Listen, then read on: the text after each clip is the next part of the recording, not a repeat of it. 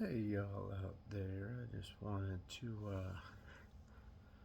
speculate on some mildly interesting, kind of disturbing news that I heard or read about from the Bitcoin conference, and kind of where my mind believes that's headed and why I'm against it. And why I've divested from all cryptocurrencies or digital currencies, whatever you want to call them. So it will go like this. As of right now, digital currencies are tied to an account, right? And so there's an anonymity to it. Um, that's not really the plan. They do plan to tie that to a bank account or an investment portfolio or somebody, right? And then they can put names to transactions.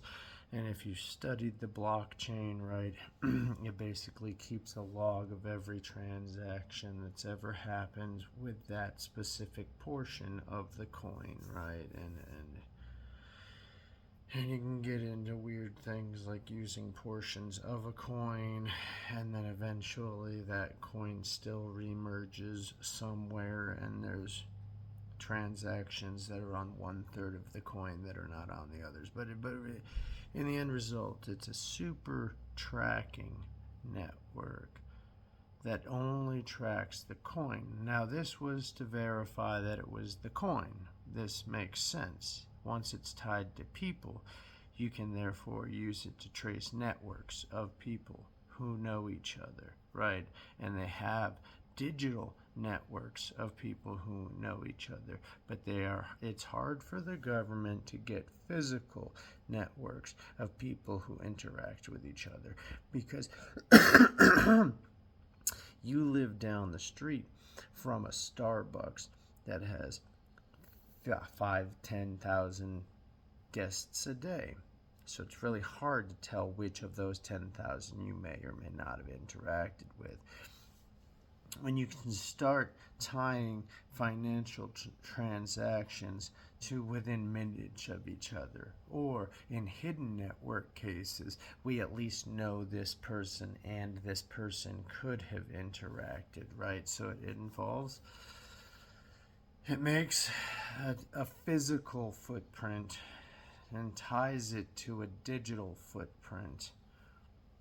And now governments are getting behind this, and that's where I started to take a real deep look at the implications of that. And they're really deep.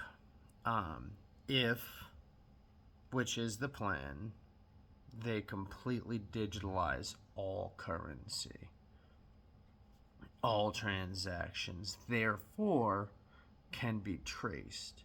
Well, the government already tried to issue a national digital currency, right? Remember that? Yeah. And so that didn't work because people didn't trust it. But if we say you can only use, the internet or certain things if you have an ID, right? And we can tie that ID now to the IP address. Now, I'm going to start getting into a little bit of techie weeds here, right? But if I can tie that internet ID to an IP address that accesses an account that is linked to a Bitcoin wallet, right? Now I actually have the who of the transaction. Also, you can start to see who's going where via physical financial footprints, digital check-in footprints. They use your phones for all sorts of spying. It gets really weedy there too. I won't go into it, but they are actually doing this.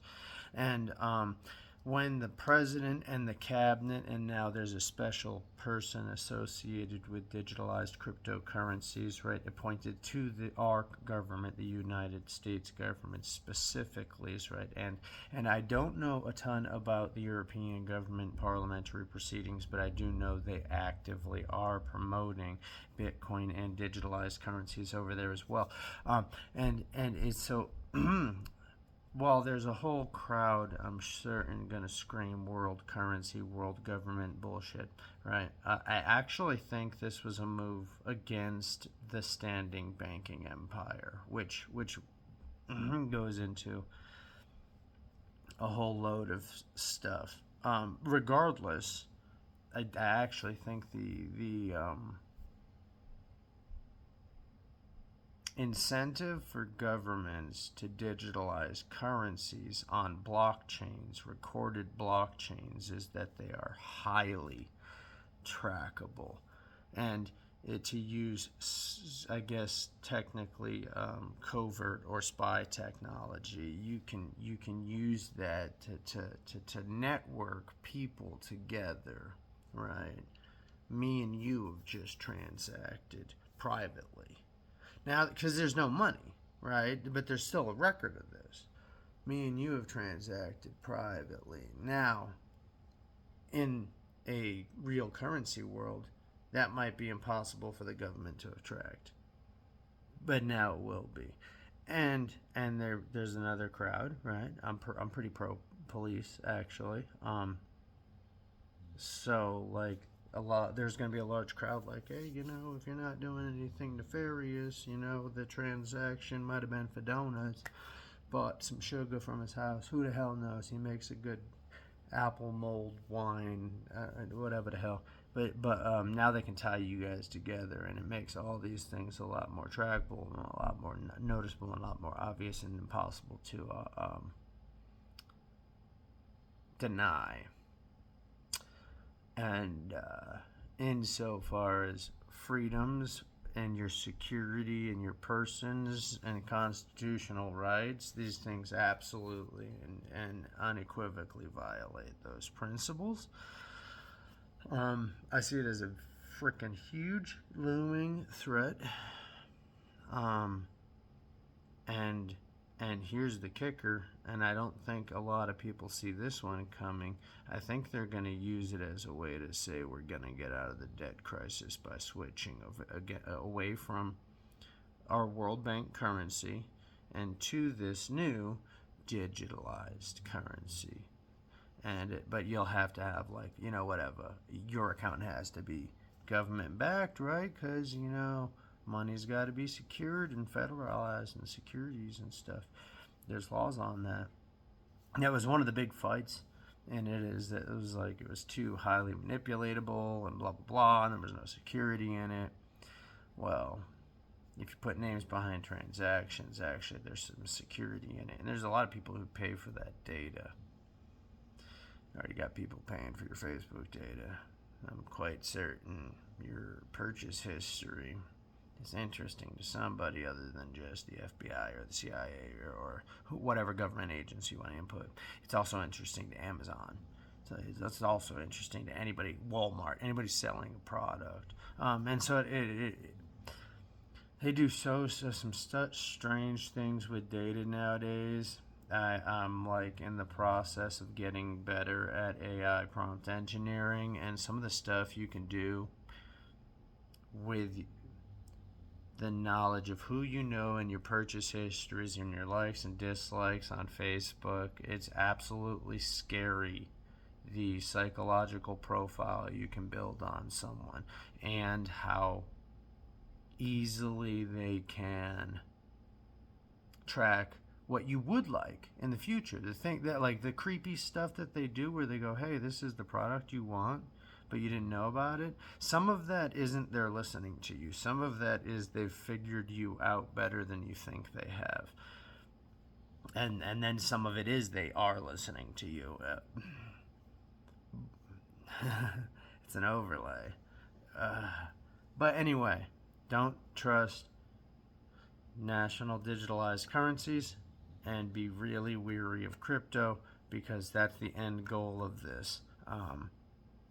That are only playing nice with the governments are only playing nice with crypto right now, with the idea and the intent of using the exact same existing blockchain technology to make a nationalized digital currency.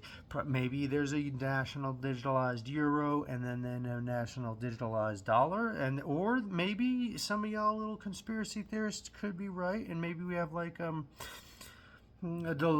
euro, or Pesira de Nero, whatever. It could be like a conglomerate of countries that sign on to a National Digitalized Currency Act.